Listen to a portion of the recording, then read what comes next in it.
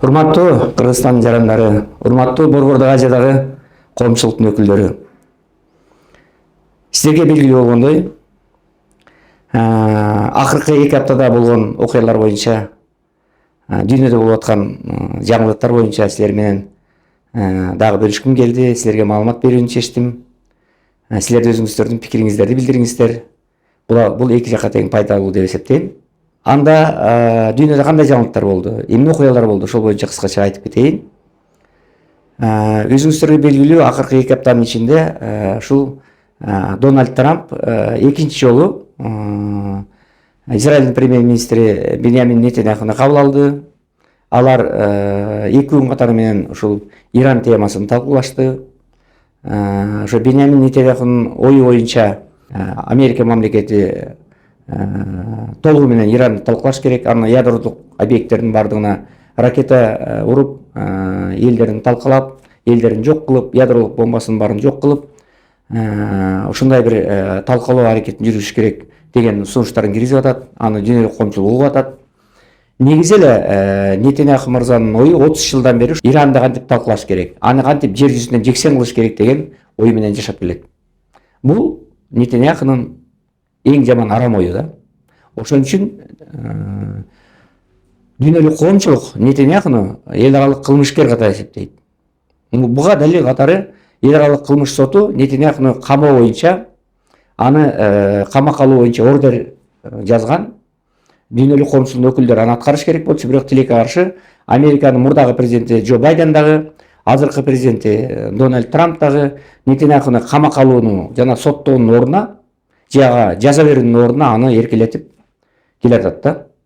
Мына өзүңөр билесиңер, белгилүү аналитик бар, ушу согуш боюнча эксперт, Американын гражданин Скотт Риттердин айтуусу боюнча, Израиль бул көп жылдан бери, мына 40 жылга чыккан убакыттан бери ушу Американын эрке баласы болуп келатат. Америка курал сатып берсе, курал сатып берет, каражат берсе, каражат берет. Америка эле эмес, Американы колдогон мамлекеттердин бардыгынын алдында Израиль эркелеп келатат. Эрке баланын ролун аткарып келатат деп айтып кетти да. Ошо Скотт Риттердин айтканы толугу менен дал келет. Эрке баланын ролун мына Израиль аткарып келатат да. Мына экөөнүн жолугушуусунда кайра келип токтолсом, Дональд Трамп Биньямин Нетаньяхуга эскертти.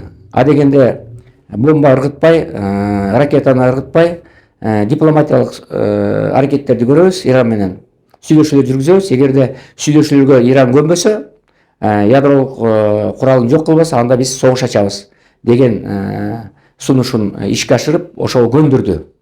Нетаньяху мырзага макул болбосо да ошого макул болду.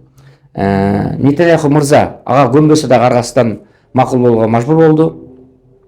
Ошентип, мына өзүңөр билесиңер, Американын президенти Дональд Трамптын жакынкы чыгыш боюнча өкүлү Стив Витковтун башчылыгы менен жана Иран Ислам Республикасынын тышкы иштер министри Аббас Аракчинин жетекчилиги менен өз ара сүйлөшүүлөр болду. Ал сүйлөшүү 3-чү тарап болуп эсептелген Оман мамлекетинин чегинде өттү, өткөн жумада.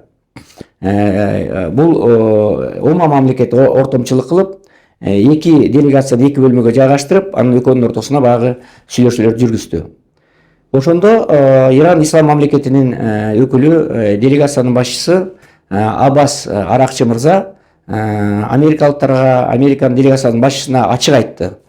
Иран мамлекети ядролук куралды өндүрбөйт, уранды байытпайт. Биз аны токтотконбуз.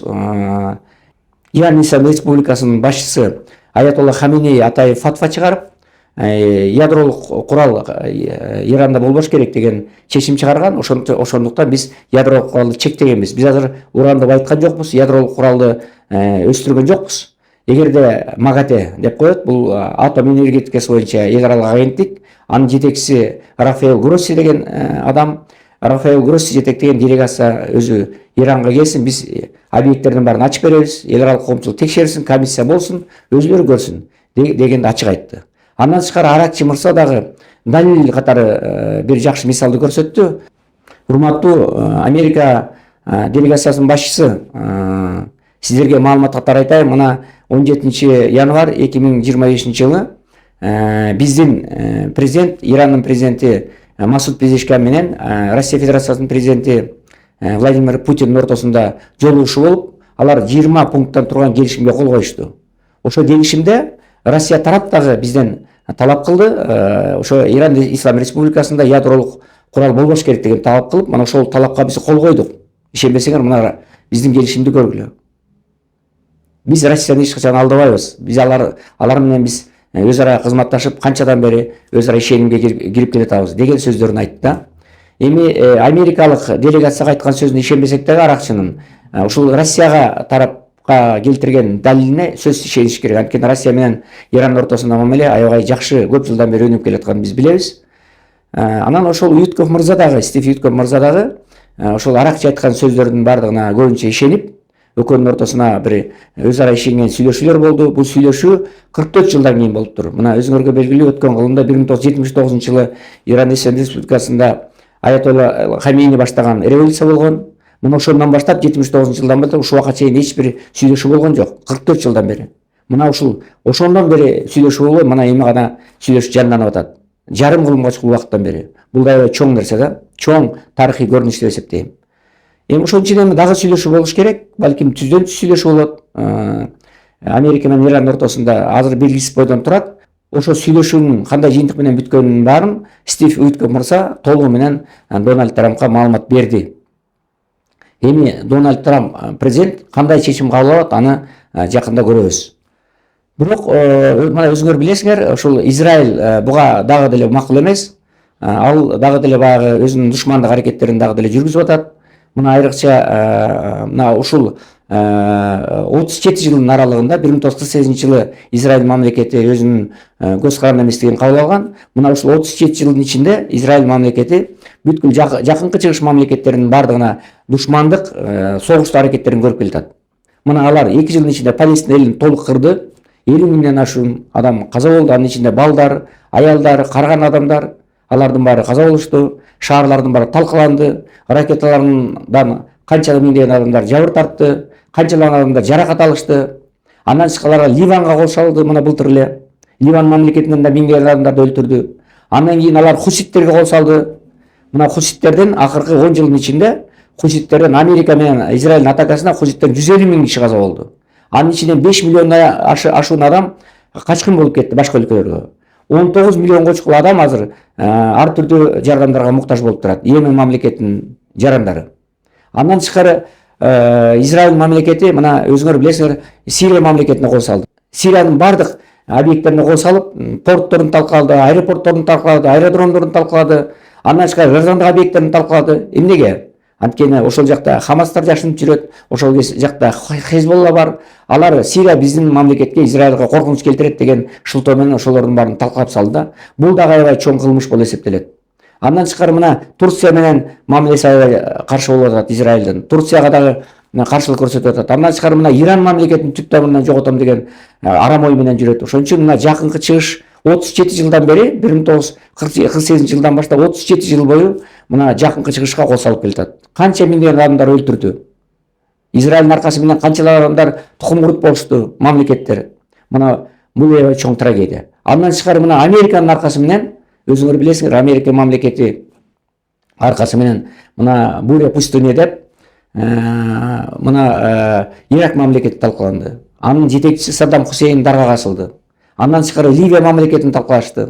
Анын жетекчиси ушу дагы дарга асылды. Анын жетекчиси Муаммар Каддафи дагы өлтүрүлдү атайын күч менен. Андан тышкары мына Египет мамлекетине талкаланды. Анын дагы жетекчилери алмашты. Мына Афганистанда 30 жыл бою басып жатты. Афганистанда канчалаган согуш болду.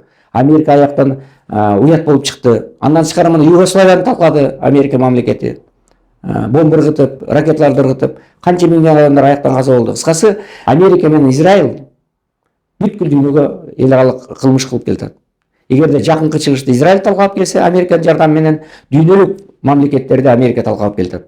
Ошон үчүн баарыңыздарга кайрыларым, мына дүйнө лидерлеринин бардыгы, дүйнөдөгү патриоттуу адамдардын бардыгы, гумандуу адамдардын бардыгы, прогрессивдүү адамдардын бардыгы Америка менен Израилдин жасап аткан туура эмес иштерин, эл аралык кылмыштарын, басып алуучулугун, баскынчылыгын токтотуу үчүн өзүбүздүн үнүбүздү чыгарышыбыз керек, өзүбүздүн пикирибизди билдиришибиз керек, өзүбүздүн кайрылууларыбызды кабыл алышыбыз керек.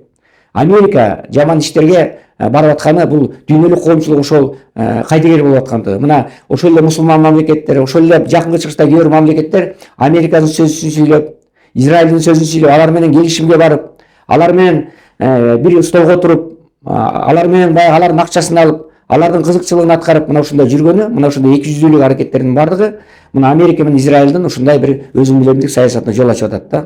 Ошон үчүн мындай ишке барбаш керек. Дүйнөлүк коомчулуктун бардыгы, мына Россия, Кытай баштаган дүйнөлүк коомчулуктун бардыгы мына азыр көп полярдуу дүйнөгө өттү. Мына БРИКСтин саммити болуп атат. Азыр бир полярдуу дүйнөдөн көп полярдуу дүйнөгө өтүп, дүйнө коомчулугу бардык Американын эле оозун карап отурбастан, мына Россия чыкты, Кытай чыкты, Индия чыгып атат, Иран мамлекети, Турция мамлекети, ушул мамлекеттердин бардыгы бирдей аракет кылыш керек. Бир-эки эле мамлекет дүйнөнү талкалай бербеш керек. Ошон үчүн мына ушундай дүйнөдөгү окуялар боюнча сиздерге айтып турууну туура чечтим. Көңүл бурганыңыздар үчүн чоң рахмат.